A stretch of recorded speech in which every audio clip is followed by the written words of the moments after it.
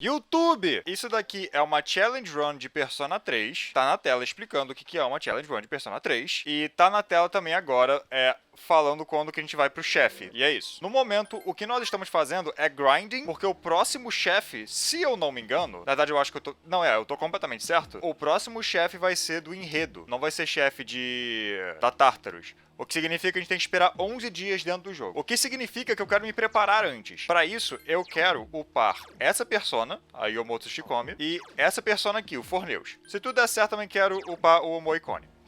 O Moikane, isso. Porque o problema dessa Challenge Run é que tá todo mundo low level. Eu tô o quê? Level 16, 17, e o resto tá tipo level 10, 11. Meus personagens, no caso, estão level 10, 11. E o status que importa são os status desse persona. O que significa que o Minato não dá dano. E pra esse próximo chefe, é uma boa eu dar dano dos diversos tipos de elementos diferentes, diversos tipos de dano diferentes. Aí pra isso, estamos fazendo grinding sozinhos, sem o resto da equipe, numa área bem low level. O bom disso é que vai dar pra falar do assunto bem tranquilo, porque eu vou literalmente só apertar triângulo e ganhar as lutas. O assunto que eu quero falar aqui é sobre Berserk, ou Berserk, se você preferir. Berserk é minha obra favorita do Oriente. O importante de lembrar é que, tipo, nada que você consumir na sua vida vai ser sua coisa favorita pra sempre. Você vai conseguir outras coisas que vão te marcar. E não tem nenhum problema uma coisa te marcar em algum momento e deixar de te marcar em outro momento. Eu tenho uma tatuagem de Star Wars no corpo, como já mencionei, e eu estou completamente aberto à possibilidade de eventualmente me cansar de Star Wars no futuro. Eu já me cansei em algum momento e depois eu voltei a curtir. É parte da minha vida, é uma grande parte da minha vida, é uma parte da minha vida no momento. Então eu sempre acho legal de, tipo, lembrar quais foram as suas coisas favoritas, as coisas que eram importantes pra você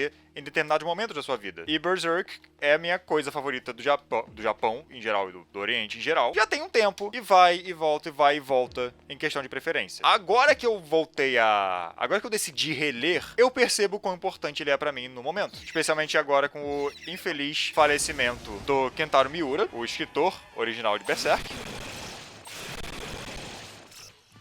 Eu queria que fosse 3 críticos, ia ser tão engraçado. Miura falecendo pessoalmente me destruiu, não vou mentir não. E foi aí que eu percebi o quão importante Berserk é pra mim. Foi aí também que eu decidi reler. E na outra plataforma eu já tava falando um pouco mais sobre Berserk, aqui e ali e tudo mais. E eu comentei que eu tava relendo também lá, e que eu ia começar a comentar sobre as coisas que eu relesse tanto aqui no YouTube quanto lá. Aqui é mais fácil porque os vídeos são mais longos e eu posso falar de um pedaço maior da história e mais detalhes. E é isso que vamos fazer em alguns vídeos. Em alguns vídeos eu vou pegar certas quantidades de capítulos e meio que falar minha opinião sobre eles, narrar o que aconteceu deles, e com isso só meio que usar vocês como meu diário dos meus pensamentos sobre Berserk hoje em dia, certo? E no momento eu quero falar sobre os 16 primeiros capítulos, que hoje em dia estão sendo considerados os capítulos negativos de Berserk, ou capítulo 0. Vamos primeiro falar sobre o quanto isso é uma coisa nova e quanto isso é uma coisa que eu não gosto. Nossa, esses vídeos são tão mais fáceis quando não tem 80 mil coisas tentando me matar. Quando eu li Berserk, lá no início, tempos atrás, não tinha esse rolê de capítulo 0, ou sei lá, ou capítulos zeros, no caso. Isso é um bagulho novo. Eu realmente sinto que isso é um bagulho novo. Não sei se de uma nova reimpressão da história ou o quê. Mas basicamente, pra quem não tá ligado, pra quem leu há um tempo, eu tenho uns amigos que leram há um tempo e não sabem disso. Hoje em dia, o arco do Espadachim Negro, que é o primeiro arco, e o arco que mostra a infância e a adolescência do Guts, são considerados capítulos negativos, e o início da Era de Ouro é considerado como o primeiro capítulo oficial. Quanto à questão do arco do Espadachim Negro, a gente vai falar sobre ele aqui. Eu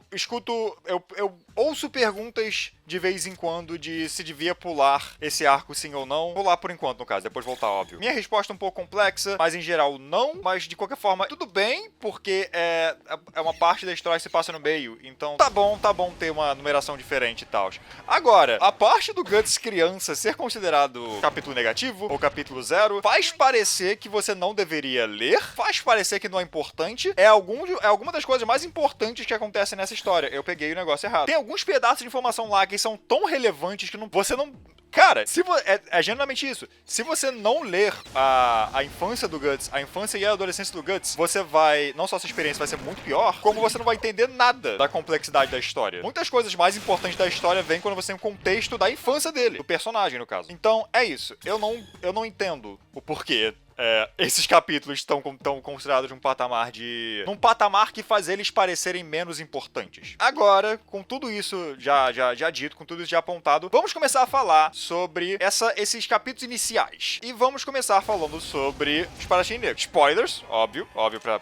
Sempre que eu vou falar aqui de Berserk, spoilers dessa parte da história, mas nada além, fora algumas pequenas alusões, algumas pequenas falas, mas nenhuma dessas falas vai ter spoiler. Eu vou só falar dos capítulos que eu tô no momento. O arco do Espadachim Negro começa com esse personagem chamado Guts, nosso protagonista, matando pessoas em uma vila, no bar de uma vila. Ele já é apresentado de uma forma mais sombria, uma forma mais tensa, porque ele só brutalmente mata 3 pessoas, ou 4, não sei. Um deles com a espada dele, que é maior do que tudo. E lá ele encontra esse elfo chamado Puck. Eu vou falar do relacionamento do Guts e do Puck daqui a pouquinho, porque eu acho sensacional. Mas primeiro vamos só avançando um pouquinho no que tá acontecendo na história. Nós descobrimos que o Guts caça apóstolos. Apóstolos são demônios, no caso, determinado tipo de demônios. Nós descobrimos que o Guts é extremamente edgy e ele não liga pra vida humana em geral. O Guts vai lá e mata o apóstolo naquela vila, que é uma cobra gigante. O Barão Cobra, sei lá. E aí no capítulo 2 é outra história solo, no caso, pra mostrar que o Guts tem essa coisa chamada a marca do sacrifício, que atrai demônios. Nessa história, o fato do Guts estar perto de uma garotinha e o pai dela acaba fazendo com que os dois sejam mortos por demônios. A garotinha é possuída e mata o próprio pai, e o Guts... E aí depois disso nós temos um arco completo, ainda sendo uma história mais episódica. Esse início de Berserk, o arco do Espadachim Negro, é um pouco episódico, ainda sendo uma história que parece um pouco episódica, uma história que só conta uma determinada situação envolvendo demônios, mas dessa vez uma mais longa, um arco mais longo e mais complexo, onde Guts e Puck chegam numa cidade, onde tem um conde que caça hereges, mas acontece que esse conde é um demônio, no caso um apóstolo. E agora o Guts tem que matar esse conde, e aí muito mais coisa acontece depois, vamos chegar nisso daqui a pouquinho. Agora, vamos voltar pro início e falar de algumas coisas sobre isso. Agora que eu estou bem mais dentro, bem mais a fundo desse universo otaku, eu acho, porque eu nunca fui muito de conversar com pessoas nesse meio, eu não sabia muitas coisas, não sabia muito da opinião das pessoas. Agora que eu sei um pouco mais de tudo isso, de como as pessoas reagem a tudo, eu percebi que as pessoas, especialmente gente nova tentando ler Berserk, costuma odiar esse início. Costuma achar o arco do Espadachim Negro horrível, horrendo, péssimo. E eu entendo, e eu vou concordar que é um dos pontos mais fracos da história, uma das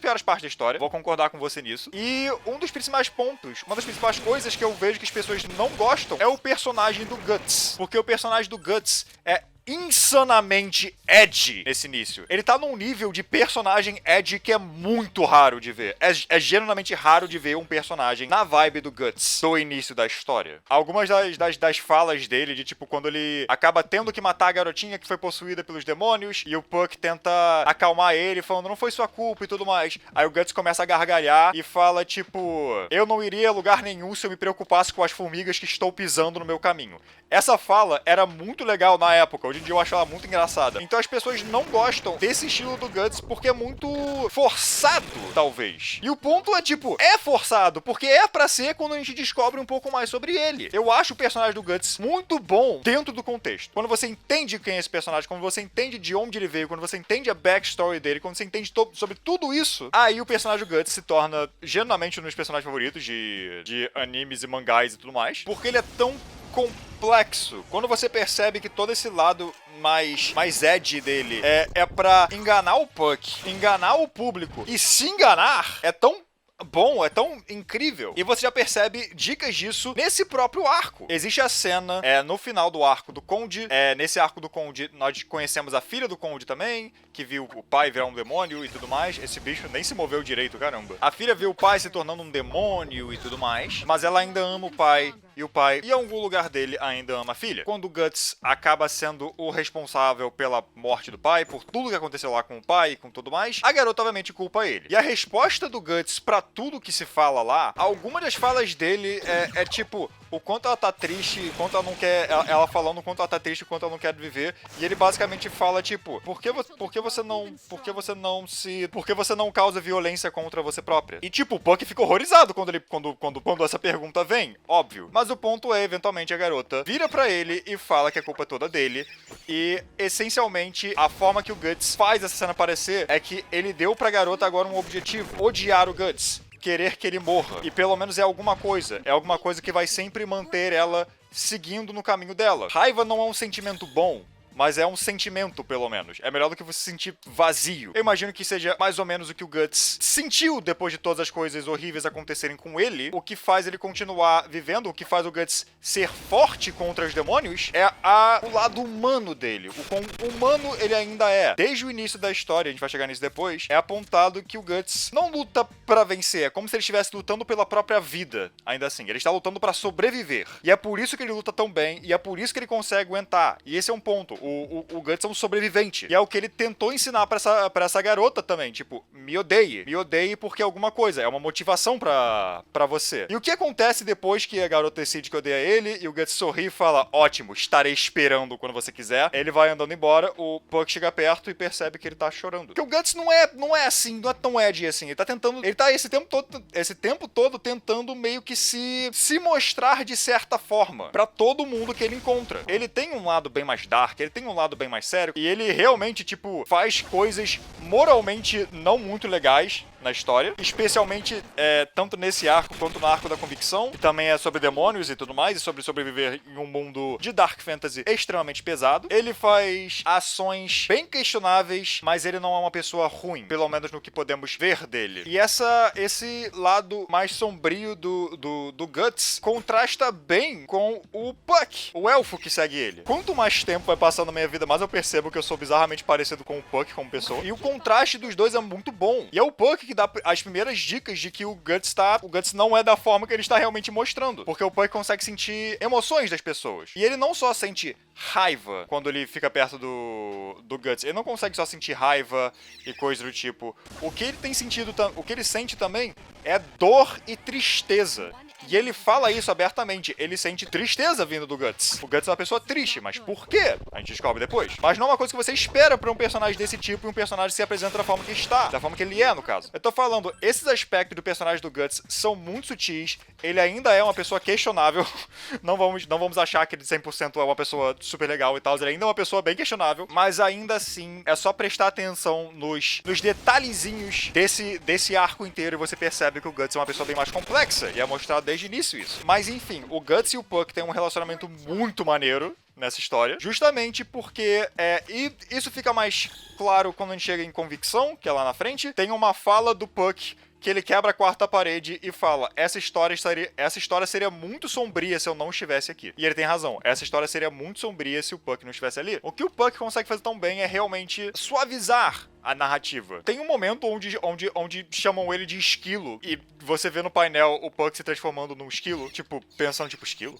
E isso é durante uma luta séria, durante um momento mais sério da luta contra o Conde, mas isso 100% é a intenção do Miura. O Miura falou em uma entrevista muito tempo atrás, eu não lembro de o que era, mas o que ele queria realmente com Berserk é misturar um seinen com shoujo. Então, mostrar o lado mais emocional dos personagens, ao mesmo tempo que mostra a violência e o lado sombrio e pesado das coisas. Por isso, como eu falei, o Guts é um personagem bem emocional. E por isso a presença do Puck é importante, porque é alguma coisa pra nos deixar perto desse lado leve, enquanto temos o Guts nos levando pra esse lado pesado. E vemos também o Puck tendo esperanças quanto ao Guts, achando que o Guts é uma pessoa mais complexa do que ele se deixa apresentar, e o Guts tentando se livrar dele, jogando ele longe, dando porradinhas no Puck, qualquer coisa pra tentar afastar ele de perto, falando o quanto o Puck é inútil, não gosta dele, ele é um verme, ele é um inseto. E o Puck só meio que tem que aguentar isso, porque ele sabe que Guts é um pouco mais... é uma pessoa complicada. Bom, mas os pensamentos do Guts também são uma coisa um pouco complicada. No segundo capítulo, quando o pai e a filha morrem, o pensamento dele de se juntar a eles na viagem, por mais que ele hesite de início e fale tipo, ei, talvez não seja uma boa ideia. E o motivo pelo qual ele fala que não é uma boa ideia é porque ele sabe que demônios vão vir, mas eles insistem e o Guts pensa tipo, por que eu vou me importar com essa galera morrendo e tal? E ele tenta não se importar, mas ele se importa, mas ele não se importa. Ele... é difícil realmente chegar ao fundo do personagem do Guts só nesse momento da narrativa. Você só vê que ele é mais difícil do que parece ser. Ele é uma pessoa mais difícil do que se dá a entender, não é um personagem simples. Mas a relação dele com o Puck é tão boa, é tão incrível, é tão bem feita e é ótimo. E com isso temos o final do arco do Conde, que eu queria falar aqui rapidinho um pouquinho. O final do arco do Conde é... Ok, tem a filha do Conde e tem o Conde em si. O Conde luta contra o Guts e o Conde tem um Berlit. Beleza. O Berlit sendo uma... Ok, vamos chegar isso daqui a pouquinho. Tá a filha do Conde, tá o Conde e luta final contra o Guts. O Guts tá vencendo. O Guts usa a filha do Conde como um escudo humano, essencialmente, porque sabe que o Conde não vai fazer nada contra a filha, porque ainda tem um pouco da humanidade dele lá. Então ele bota essa garota num perigo absurdo. E não é a primeira vez que ele faz isso com crianças, mas tudo bem. E não é a última também. E aí, no fim das contas, o Conde tem um Berlit. O que um Berlit faz é abre um portal para outra dimensão. Isso é uma coisa que o Guts tinha dito. E ao fazer isso, abrimos a porta pra Mão de Deus, ou a God Hand, aparecer. Agora, é esse o momento que eu fico um pouco coisado com esse arco. Porque, ok, vamos lá. Eu acho o arco do Espadachim Negro muito bom pra você ter contexto por trás do personagem do Guts antes de você entender por que ele ficou assim. Porque é aquela coisa, se você só vê o Guts dessa forma, uma pessoa bem quebrada, uma pessoa bem edgy pra caramba, uma pessoa que tá tentando se enganar quanto aos próprios sentimentos, tendo o contexto do que acontece depois, é uma progressão natural. Agora, o contrário, ver que esse cara não é tão simples quanto aparentava de início, é muito mais interessante, pelo menos pra mim. Por isso, eu gosto de consumir essa história da forma que ela foi planejada de início. Porém, um argumento que eu tenho contra esse arco, contra o Espadachim Negro, é esse final que talvez diga muita coisa. Ok, em ordem, tudo que... Ok, eu já ouvi algumas pessoas falando que, tipo... Ah, cara, você saber o que é a God Hand é diferente de você saber o que acontece depois. Então não tem problema isso. Mas o problema não é esse. Vamos em ordem ver as coisas que são reveladas no final desse arco. O Berlit é uma porta para uma outra dimensão. Nessa outra dimensão, existem esses seres chamados God Hand, ou Mão de Deus. Tendo 5. O Guts olha diretamente para um das pessoas do God Hand, um chamado Femto, e grita, Griffith. E aí logo depois, nós temos um flashback do Guts e essa pessoa chamada Griffith num campo de batalha, e os dois conversando amigavelmente. E aí também temos o Femto, agora já no presente, falando pro Guts, tipo, percebo que você ainda está perambulando por aí com sua existência patética. E o Guts está super insultado pela existência dele ter sido chamado de patética, porque, óbvio. E aí, nos pensamentos dele, ele pensa alguma coisa do tipo, você não teria nada se não fosse por mim. Então sabemos que o Guts conhece esse cara chamado Griffith, que eventualmente virou o Femto. Isso já é um spoiler bem grande, mas beleza, vamos lá. Nessas lore bombs, temos também uma paginazinha que mostra o Conde na época que ele virou demônio e só tinha 4 God Hands. O que significa que o Femto é a quinta e que os acontecimentos com o Guts aparentemente acabam lidando com esse novo God Hand sendo apresentado, esse novo dedo da mão de Deus, que é o Femto. Temos também a explicação um pouco melhor sobre o que é a marca de sacrifício do Guts. Ela tá em demônios, mas ela realmente é uma marca de sacrifício. Pra alguém virar um demônio, é necessário sacrificar alguma coisa próxima a eles. Ei, olha, o Guts tem uma marca de sacrifício e tem alguém que ele conhece que é um demônio. E é um demônio muito, muito poderoso. O Conde sacrificou primeiro a esposa dele, e agora pra ele virar um demônio ainda mais forte e com menos humanidade dentro dele, porque ele parou o ataque contra o Guts por causa da filha, ele ainda tem algum traço de humanidade dentro dele, pra ele perder isso e ficar mais forte, ele precisaria sacrificar a filha também. Então 2 pessoas pra ele ficar um demônio um pouco mais forte. O Guts tá vivo e tá com a marca de sacrifício, ele conhecia o Femto. Por que o Femto é tão forte? Você pode chegar nessa conclusão muito rápido. Em geral, eu sinto que é tanta coisa sendo apresentada ao mesmo tempo sobre a história que você não precisava dar tantos detalhes assim. Você basicamente dá o spoiler do final da coisa do arco seguinte. Claro, não vai ser tudo, não vai ser por completo, você não vai saber tudo, mas, cara, especialmente você não vai ter o impacto, mas... Cara, acho que dá pra concluir algumas coisas. Eu não gosto muito disso conceitualmente. Mas tudo bem, eu acho esse arco muito maneiro e eu gosto muito desse arco. Esse arco é incrível. Enfim, esse é o fim do assunto. Encontro vocês no chefe. Então, até daqui a pouquinho. Tchau, tchau. Voltamos, bem-vindo de volta. Então, isso daqui é um chefe de lua cheia, o que significa que é um dos chefes da história. O que significa que não tem esse negócio de preparação antes de irmos lutar, porque a gente só foi direto pro chefe. Quer dizer, eu tive tipo uma dungeonzinha pra fazer, mas não foi a Tartarus. Foi 2 segundos. Mas antes, vamos tentar explicar o que é esse chefe aqui pra vocês, já que é um chefe de história e ele é um pouco importante, ele é um pouco diferente. Ele tem um gimmick. A forma que ele funciona é a fraqueza de cada um desses 2 chefes, porque são 2 ao mesmo tempo, vai mudando com o passar da luta. Se eu não me engano, é isso. Então eu tenho que ficar usando a habilidade da Fuka, que é essa garota nova aí, nova na equipe, pra ficar analisando eles durante a batalha. Por isso, eu precisava da maior quantidade diferente de personas de elementos diferentes pra conseguir lidar com essa luta bem. O detalhe dessa luta é que a Yukari não tá nessa equipe. A luta vai ser eu, Junpei e Akihiko contra esses 2. O que significa que eu não sei quantas medicinas eu tenho pro Junpei ser suporte, o Akihiko pode ser suporte, eu posso ser suporte. E vai ser isso. Agora, outra coisa importante é que a Empress, que se não me engano é essa da esquerda, ela tem magia de vento. O que significa que eu vou focar nela. Empress vai ser nosso foco. E eu vou dar Tarunda nela. Calma aí que eu tô com Aramitama equipado. Ah, eu tô com menos vida, porque eu comecei na dungeon, né? Esqueci de me curar. Quer dizer, não é que eu me esqueci, porque não tinha como. Enfim, Tarunda nela. É Empress e Emperor, o nome desses dois.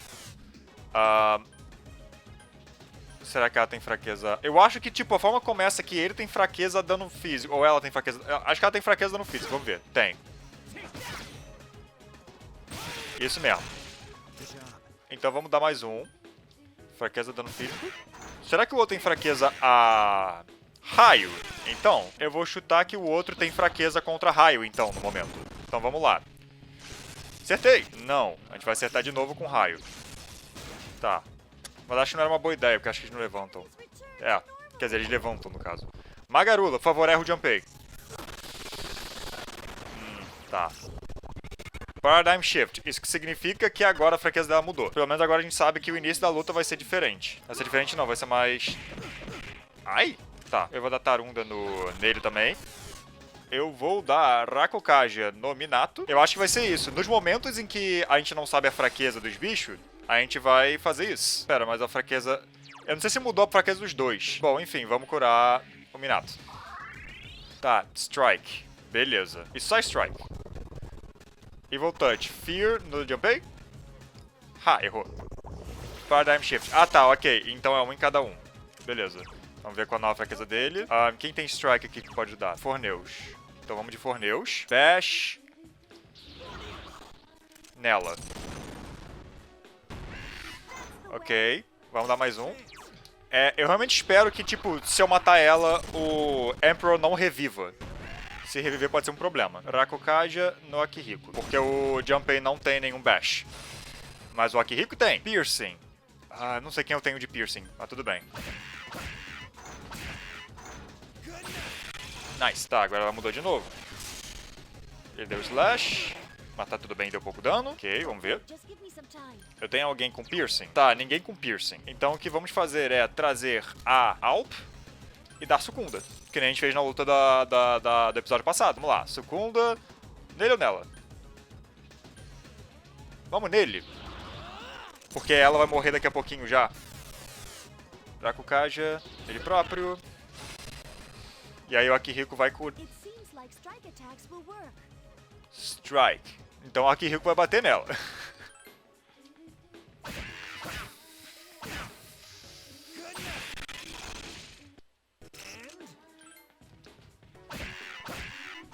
Eu realmente não tenho piercing, é isso que tá me ferrando no momento. Isso, tá, uma já foi então. E foi isso. Foi e não volta. Ele mudou, que bom. Vamos ver então. Ele tá ainda com... Não, ele ainda tá com ataque, tá. Então, o que nós vamos fazer é... Tarukaja? Bom, eu posso pegar ele da Rakukaja. Da Arakunda, boa, vou dar Arakunda. Diminuir a defesa, é a vibe. Já tá todo mundo com Rakukaja aqui? Já, estamos os três com Rakukaja. Deixa eu curar então. Curar o Akihiko agora que o Junpei vai aguentar. Dá pra saber já que o Junpei vai aguentar um pouco mais na luta, né? Então vamos curar o Junpei de volta. Enquanto a gente espera pra descobrir qual é a próxima fraqueza. Nice! Beleza. O ataque reverteu, mas tá tudo bem que a gente tá com defesa aumentada. Bom, a defesa acabou. Mas tá tudo bem. A gente literalmente vai fazer... Eu tô com Aramitama? Eu tô com Aramitama, né? Tô com Aramitama. Eu dou Bash ou caio na porrada? Eu acho que eu caio na porrada normal. Vamos lá. Assim. Acho que eu prefiro dar outro ataque. Acho que vai ser melhor se todo mundo atacar duas vezes. E acho que é isso. Na verdade, acho que já ganhamos. Eu acho que essa... Então, as lutas... No outro vídeo, antes dessa minha novo show de série, os outros vídeos... No outro vídeo, a primeira luta contra chefe foi ridiculamente fácil. E foi o caso de novo. O chefe de história, no caso. E foi isso. Vencemos e foi super tranquilo. Ok, beleza. Caralho. Enfim, é isso. Muito obrigado por terem assistido. Me segue no Twitter e entra no meu servidor Discord. Até a próxima e até!